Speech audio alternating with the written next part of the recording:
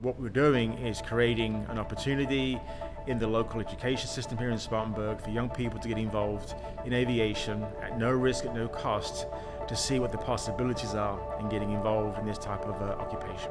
I've been flying since 1989 and have nearly accumulated over 4,000 hours of flight time. What we're looking for is to allow young people that are considered to be pre-college an opportunity to come to the airport and experience with a very much of a hands-on way of viewing if any of these activities interest them in aviation. So how it came about was, when I first started working at the airport, I wanted to come up with a program where we could actually get the local people at the airport who had different interests in aviation to come together and put together some type of program. Fortunately for me, at the same time, I got a phone call from Mary Levens, who was looking for a flight simulator. So as we say, one thing led to another, and we came up with this concept where Mary was the conduit to all the local schools to see if people out there be interested in getting involved in this program. What I had was basically 6-7 instructors who were very passionate about their area aviation activities, and from that we came up with the curriculum for what it is today. What's rewarding about it is the local instructors that do the activities really enjoy teaching new people new things, and so for them, their motivation in doing this program for free is simply that, allowing them to share their joy of aviation with younger people. Changing oil in aircraft, flying powered aircraft, flying gliders, they learn about construction of an airport, whether it's military or the local civil service and aviation. We learn about drones. So the program's really developed quite a bit over the last couple of years. So one of the activities we do that most people like is what's called the powered flight, whereas we take 2 students or 3 students in an aircraft and we fly them to a location. It's typically a museum. There's one in Hickory up there in North Carolina. We fly them up there. What happens is we give them the opportunity also to fly the aeroplane, and in doing so they can experience what it's like to actually fly an aircraft through the air to destination. This one act alone creates lots of imagination with these young people, and for the first time in their life they realize that becoming a pilot, in this case, could be a reality. And it only takes about 10-15 minutes in the aircraft for them to vision that. When they land, that's something they're never going to forget. Anybody who flies an airplane for the very first time is never going to forget it. And so when they leave, it's in their mind. 3 young kids who've actually now become private pilots because of this program. So not only did I give them the opportunity to fly the plane, but also became their flight instructor. And in doing so, they have their private license.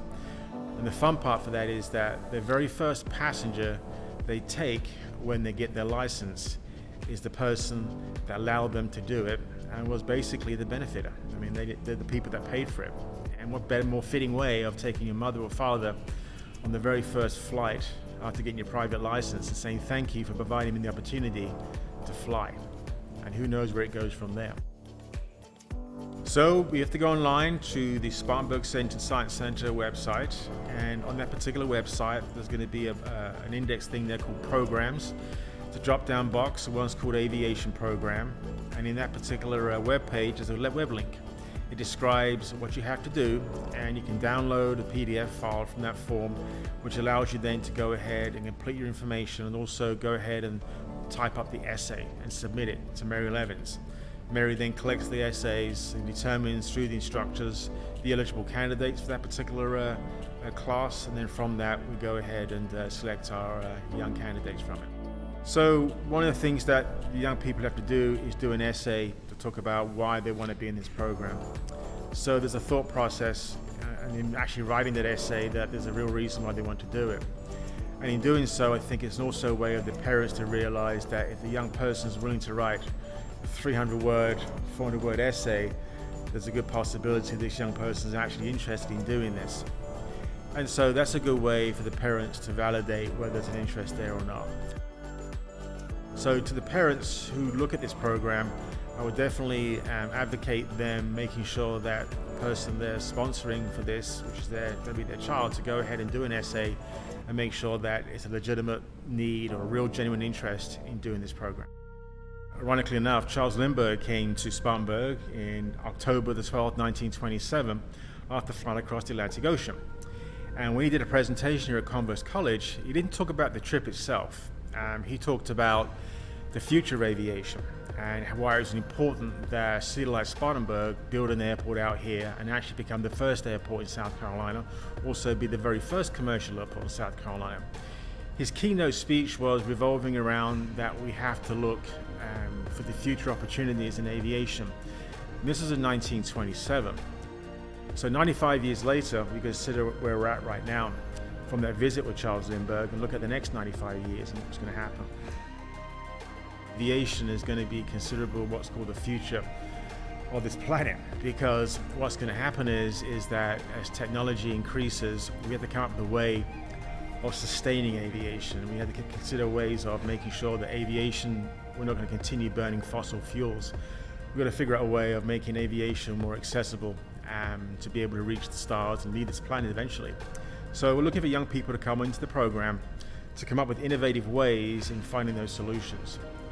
So even though we teach them what's currently available in technology, we're also hoping that this program also allows them to be creative and coming up with solutions to create what we call sustainable aviation.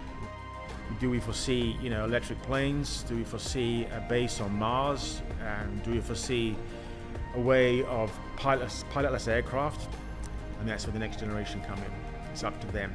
And so hopefully we can provide the tools to make them successful. Youth is our future, right? And so we have to invest in them and be able then to take the reins when we leave. And hopefully, they will make it better than what we've made it. What we do here is unique because there's nothing else in the state that we know of doing it. There's going to be a percentage that walk away and say, yep, it was interesting, but not for me. The majority, once they've gone through the class, are definitely interested in doing it. And that's where they go out and talk to the employers about getting involved and getting education or finding a job in the aviation field.